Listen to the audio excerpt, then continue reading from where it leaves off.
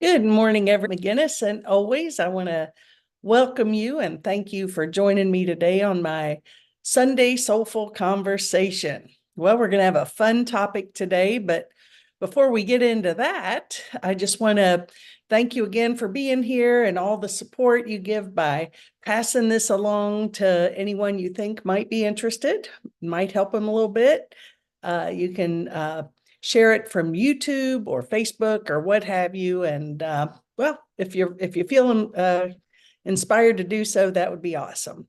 Okay, the book study that we had this week, we started last week, Julie Considine and I, Holy Moments.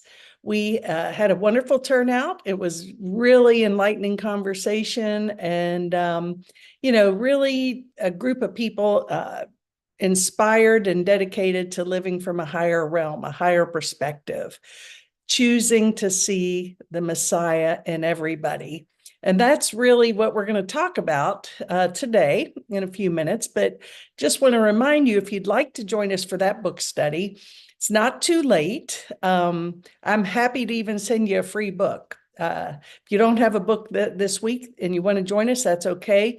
All you have to do is let me know via Facebook or text or what have you. Give me your address. I'll put it in the mail and get it out to you immediately. It's a great book. It's Wednesdays at 11 a.m. Let me know if you're interested. Also, this Wednesday at 5 p.m. Eastern Time, my heart-to-heart guest is none other than Reverend Joy Reeser. And Joy's someone I've known for many years. She's just a little being of light and fairy energy and just sweet as could be, and does some amazing things. She's an author. She teaches groups. She makes these beautiful stoles. I think that's how I actually got to know her, was through the stoles she was making, ministerial stoles. And she just does a lot of really cool things. Looking forward to sharing her with you guys. So Wednesday at 5 p.m., spread the word. And of course, Friday, 11 a.m., our ACIM group, Course in Miracles, is ongoing, and all are welcome to join us. Just all this information is on the website. So if you go to the website, charlottemcginnis.com, you can find all the links you need and all that good stuff. And there you have it. Also, this is Easter month, as you know, and Easter is March 31st, and that is the last Sunday of this month. And it's also the day that we're having our Namaste Center Soul Family Reunion. We've been doing these now the last Sunday of the month, and they've been wonderful. And we're going to have an Easter lunch with an inspirational message, and we're going to have ham and anything you all want to bring to support that. Side dishes. I'm sure it'll be delicious. I know that Joe said she's going to bring an Easter cake. So if you want to join us, love to have you. Details on the website as well. Okay, before I get started, one last thing. I'm so happy that I'm able to share everything I do, freely from my heart. And that being said, I want everybody to continue to come and not feel obligated in any way, shape, or form to donate financially.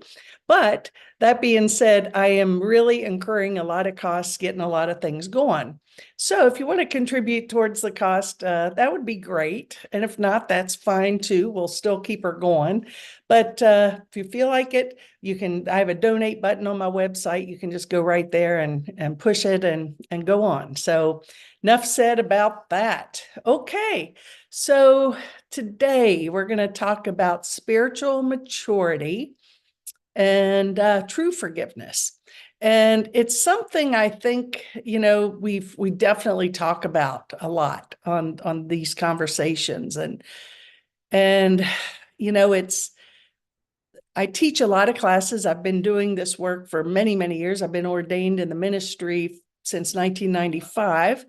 Many years before that, I've been on a spiritual search, really all my life. I think we all have, right?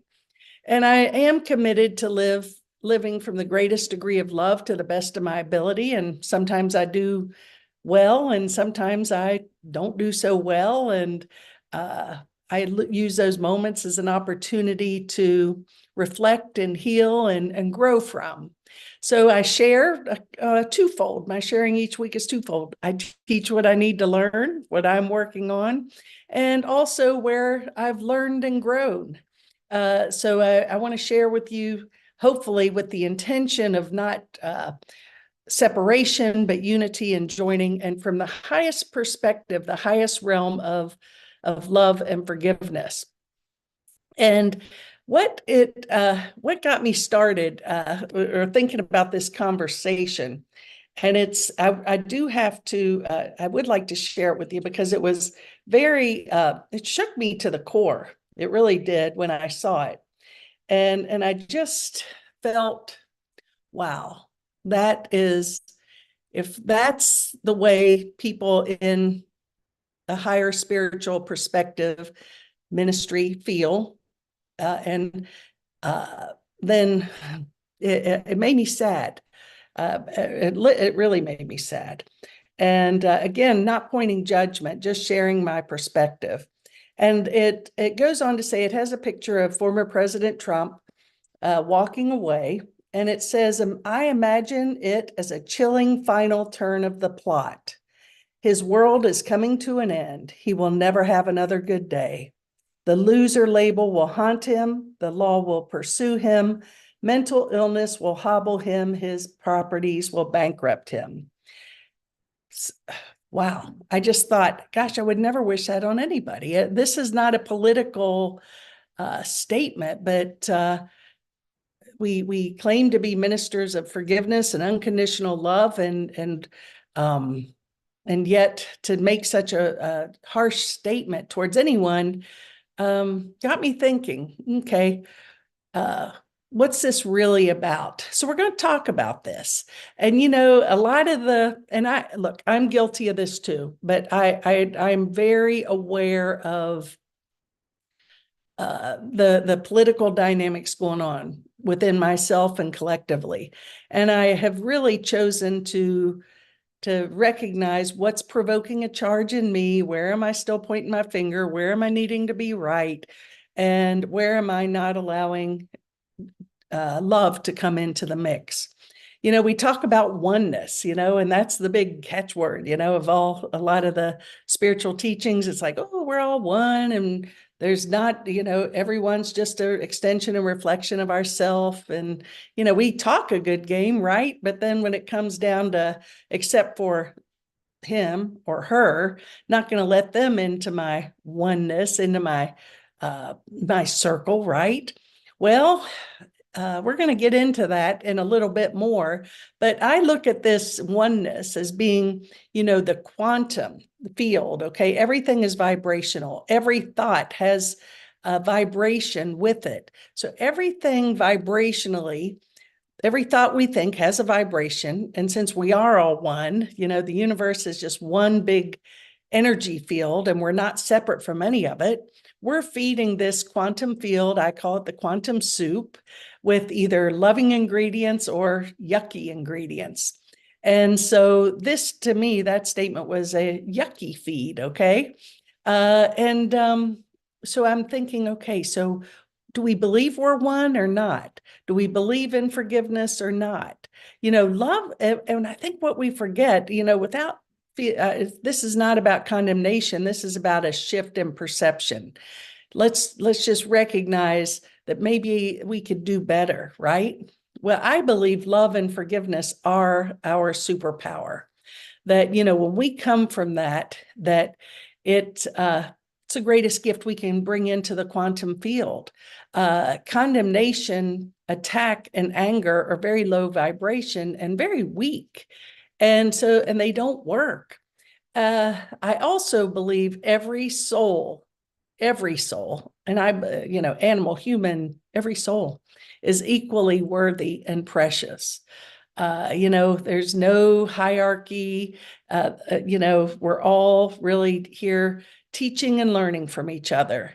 And what's our lesson? Well, our lesson is to wake up. And I'm going to share with you in a few minutes some teachings from the Course in Miracles about how the world will end, and not necessarily how the world, not that the end of the world is not its destruction, but rather its translation into forgiveness and love.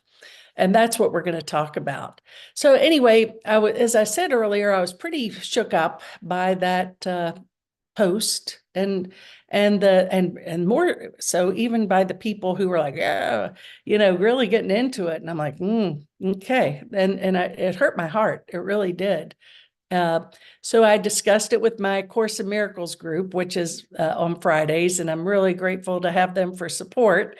There's wisdom, heart, and desire for healing in that group like I've never experienced. And I was really awestruck by one of the comments from one of the ladies in the group who's usually pretty quiet, and she was right on, and just about true forgiveness. And I was like, wow, you have been paying attention, girl. And not that I didn't think she was, but it was really beautiful to see that. So it's really important, I think, to get into a community where you can engage and share from an enlightened perspective, and that supports that, and that really doesn't give you the luxury of going into the condemnation and the judgment. So I have a lot of friends who are ADL ministers in many religions.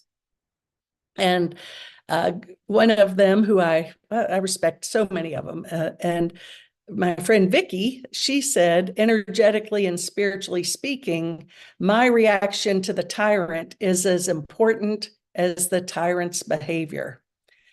Wow. That was so powerful, Vicky. And I'm so grateful you shared that with me, because energetically and spiritually speaking, my reaction, your reaction to the tyrant is as important as the tyrant's behavior.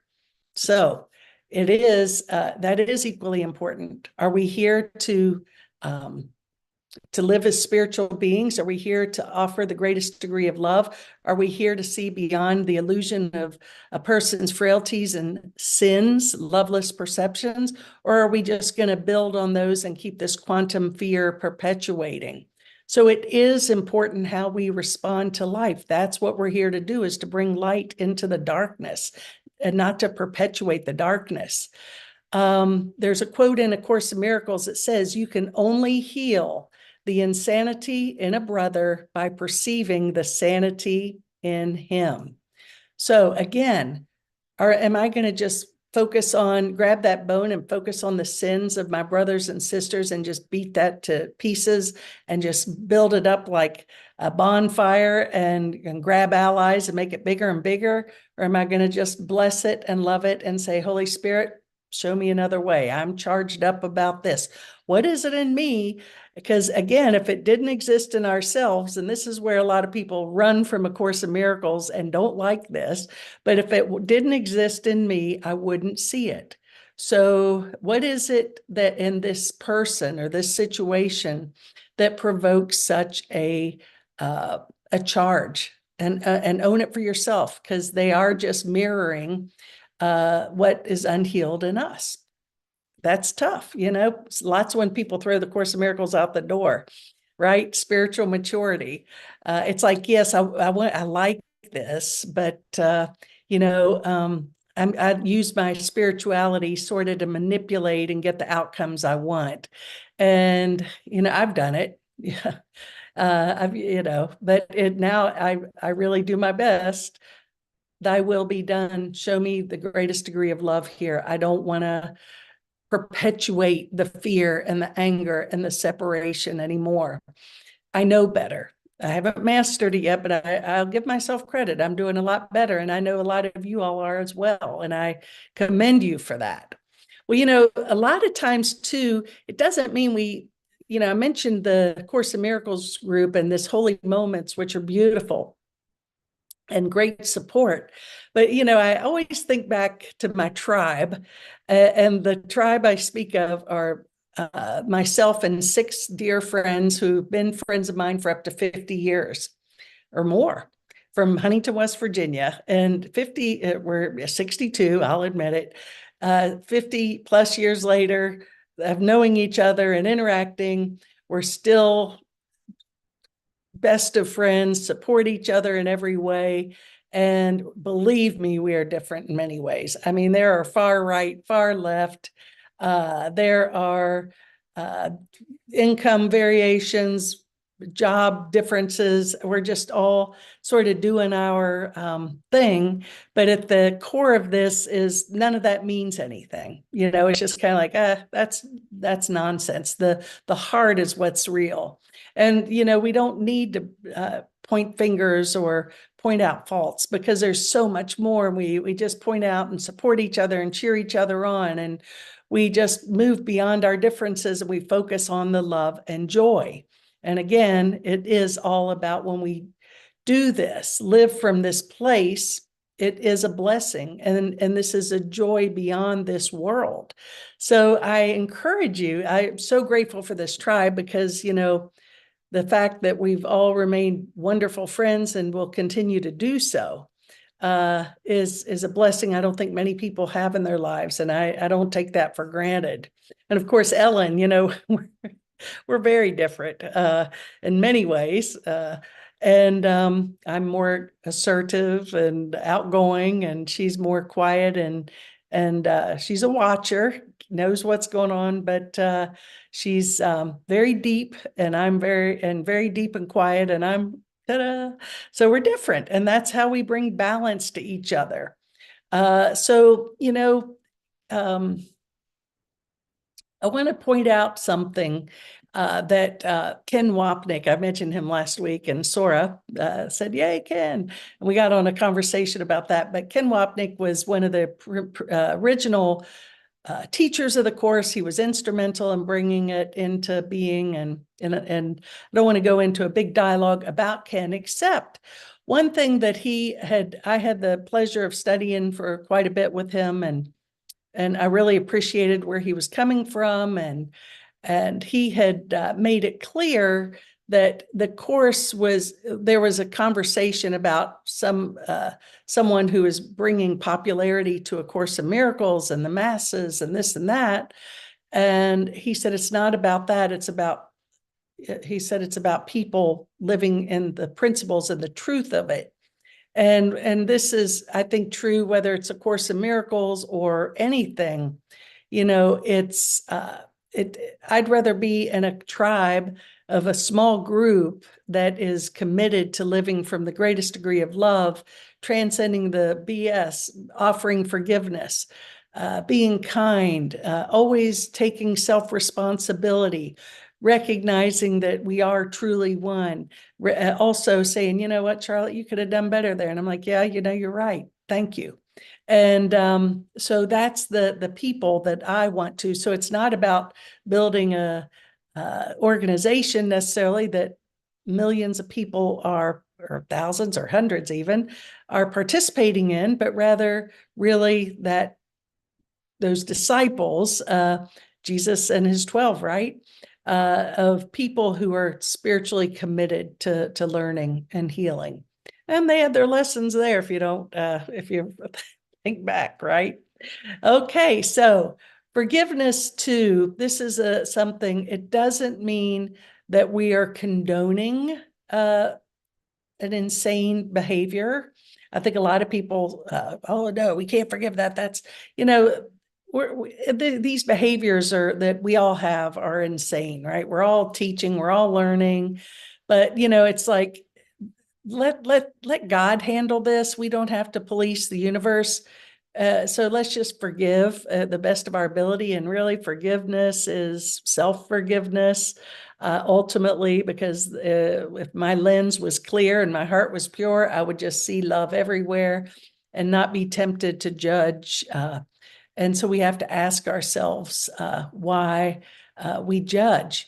I think that Jesus' example of forgiveness, here he is, brutally beaten, hanging on the cross, been betrayed, beat up, everything, right?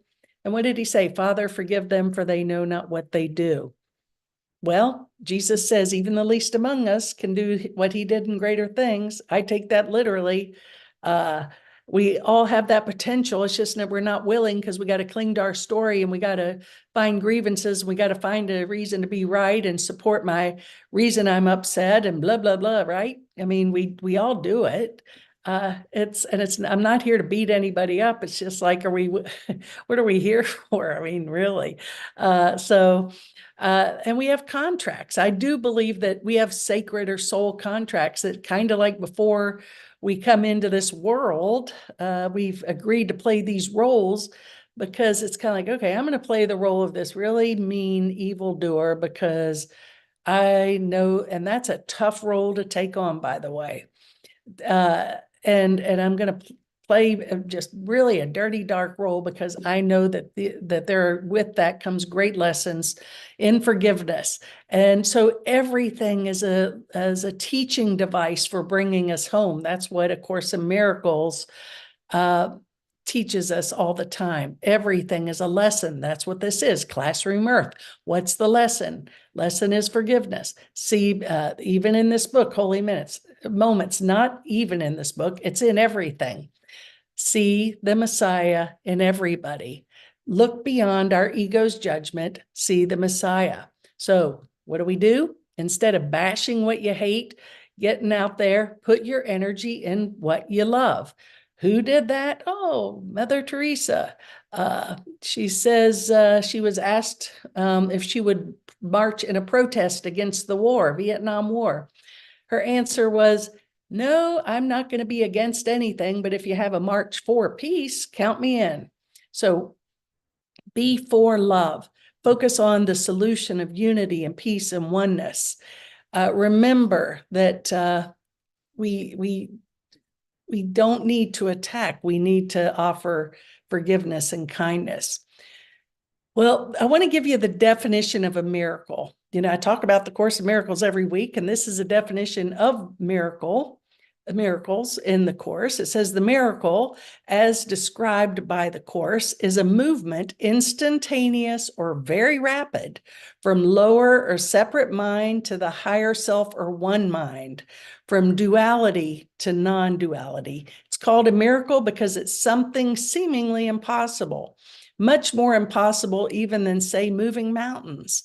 Isn't that weird that changing our mind is more impossible than moving mountains or changing water into wine? It's something that that simply should not happen, period. No longer how long you spend contemplating your navel, private thoughts, even in the light itself.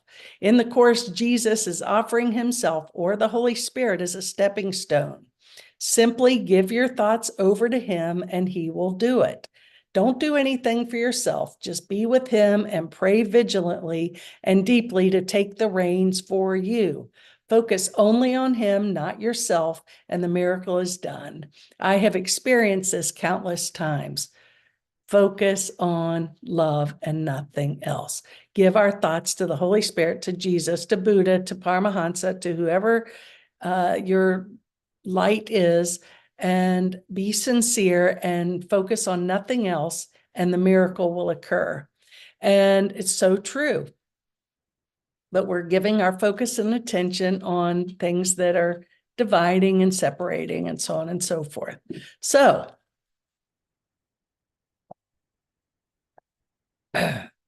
how will the world end? The end of the world is not its destruction, but rather its translation into heaven.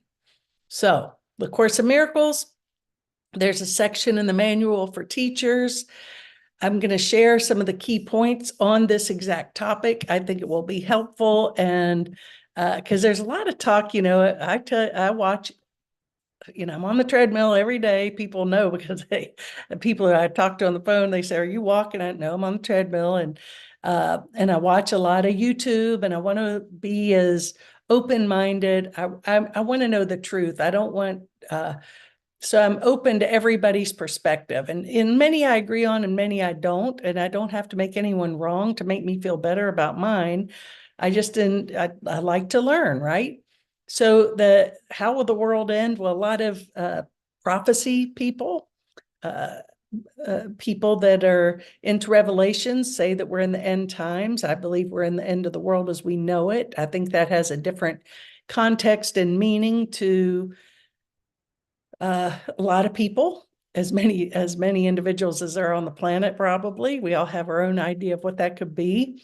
And I think that, again, is where we invite the Holy Spirit in. We'll be led to that which connects us to the truth for us, which is loving. And so how will the world end?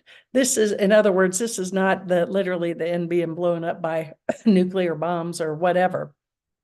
It's much cooler than that. That's not cool, right? So anyway, so can what has no beginning really end? The world will end in an illusion as it began. Yet its ending will be an illusion of mercy. The illusion of forgiveness complete, excluding no one, limitless in gentleness will cover it, hiding all evil, concealing sin, and ending guilt forever. Now, doesn't that feel good? Doesn't that feel better than bombs and destruction and blame and wishing someone mental illness or condemnation or death or whatever? It will be an ending in the illusion of mercy, forgiveness, excluding no one. That's what oneness means, okay? Limitless, gentle, will cover all of it, hiding all evil. It disappears, ending guilt forever. That's the end of the world that I choose, right? The world will end when all things in it have been rightly judged by his judgment, God's judgment. The world will end with the benediction of holiness upon it. When not one thought of sin remains, the world is over. It will not be destroyed, nor attacked, nor even touched. It will nearly cease to seem to be. So the world will end when not one thought of sin remains. So Gary Renard, wonderful Course in Miracles teacher, wonderful author. He wrote his most popular book, I believe, is The Disappearance of the Universe. The disappearance of the universe that he speaks of is exactly what this is saying. It says, when not one thought of sin remains, the world is over, disappears. So we don't cease to be we go back to our oneness. We go back to our true eternal home, which is changeless, formless, and eternal, and holy and loving, and no one is exempt. There's no judgment.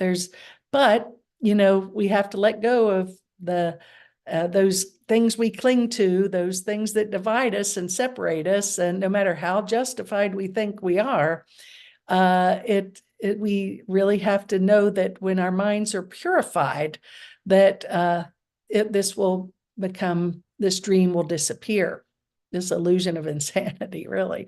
So it's not a thought that a lot of people can buy into, because we give too much meaning.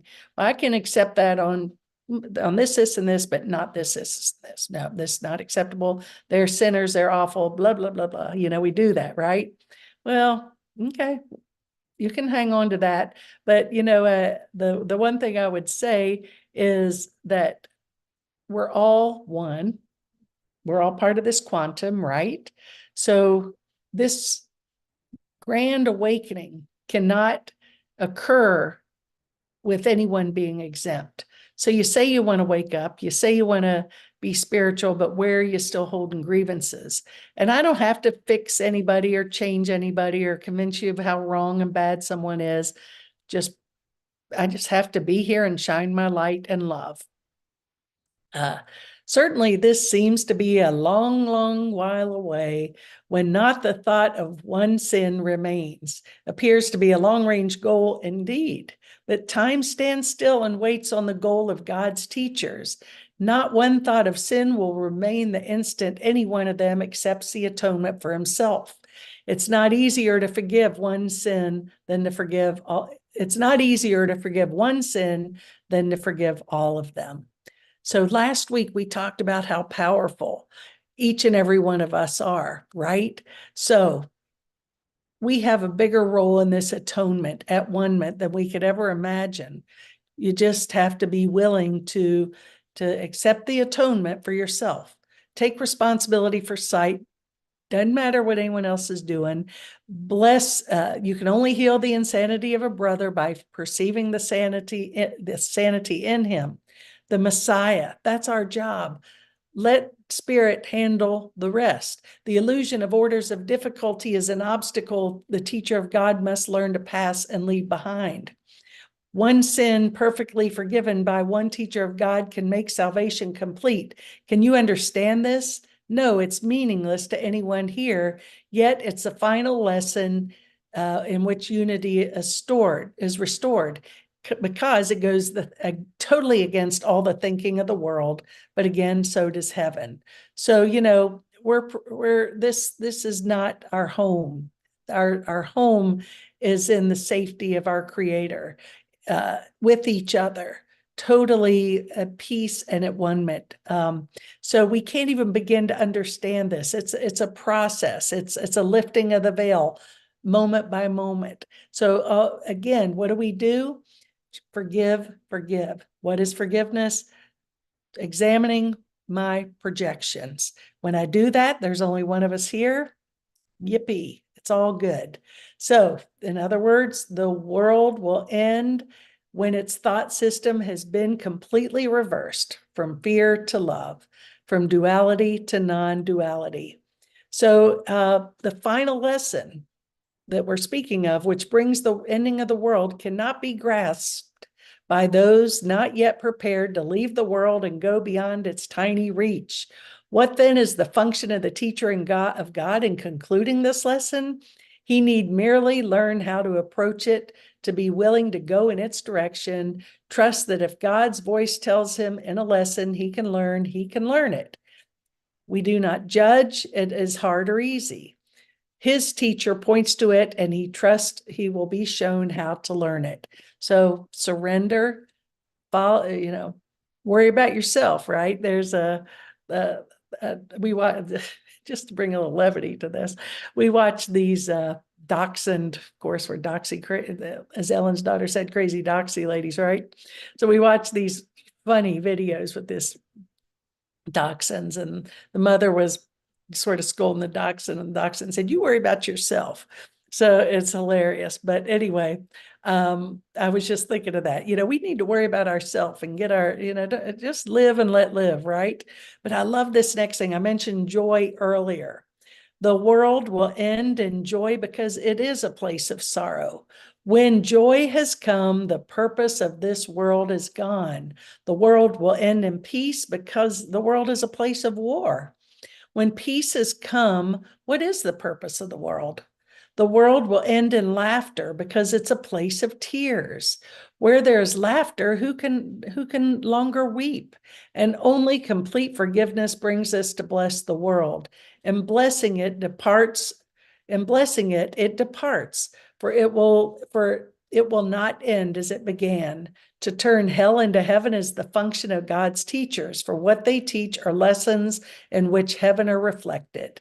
And now sit down in true humility and realize that all God would have you do, you can do.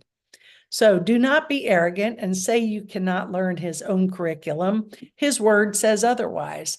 His will be done. It cannot be otherwise. And be you thankful, for it is so. So yes, we have the power of the universe, of the mind of all creation within us.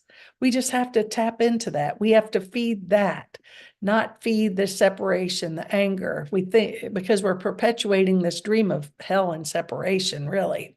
So I'd say the evolution of this is we recognize, oh, there is another way. That's cool. So we're lifting those veils through forgiveness, inviting the Holy Spirit in. And then we go, this dream of hell becomes what the Course in Miracles calls a happy dream, which we become more peaceful and joyful and happy. And you sort of feel people who are in that vibe, and you feel people who are in that angry vibe. And so and then the happy dream, ultimately, as we collectively clean up our stuff, right? Our projections, then that it's kind of like we all return to our oneness. We return to heaven, and things are joyful and happy. And I want to remind you that, as I often have said over the years, there's not one thing in this world, in this dream, that is a glimpse of what awaits us, what heaven truly is. But to experience that, we have to let go of our arms, our judgment, our condemnations, and our attacks. And yes, well, what about this? What about this? Well, you know what? Invite the Holy Spirit into every action, every step we take. And I pray that that everybody follows the voice of love rather than fear. I take action sometimes it's necessary to do things to bring love and light to a situation. But always check in first. Is this really about healing and love, or is it about perpetuating fear? And I always wish I said, wouldn't it be awesome if our world leaders really followed the teachings of unconditional love and forgiveness? And their decision was, what would bring the greatest degree of healing and love to everybody? Not how can I gain more control? Well, we talked about the micro and the macro. You're the micro. So start at home. Start with your own stuff. Tend to your own garden. And that ripple effect is vast beyond your imaginations. Marianne Williamson, fantastic teacher, awesome person. She says, may we not succumb to the thoughts of violence and revenge today, but rather to thoughts of mercy and compassion. We are to love our enemies that they may be returned to their right minds. Love your enemy. Thank you, Marianne, and thank you all. And of course, this quote from Rumi, which we often only hear the first part of it, but the last couple of sentences are equally powerful. And I'm going to close with this. It is out beyond the ideas of wrongdoing and right doing, there is a field. I'll meet you there. When the soul lies down in that grass, the world is too full to talk about. Ideas, language, even the phrase each other just doesn't make any sense. So this, we see that all this stuff that we've given meaning to doesn't make sense. Let's go beyond right doing, wrong doing, meet on that field of collaboration, unity, and peace, and the world will end not by its destruction, but its translation into heaven. So thank you all so much for listening, tuning in, pass it along to your friends. See you when I see you. I got lots of things going on. So have a great week, everybody. Blessings and namaste.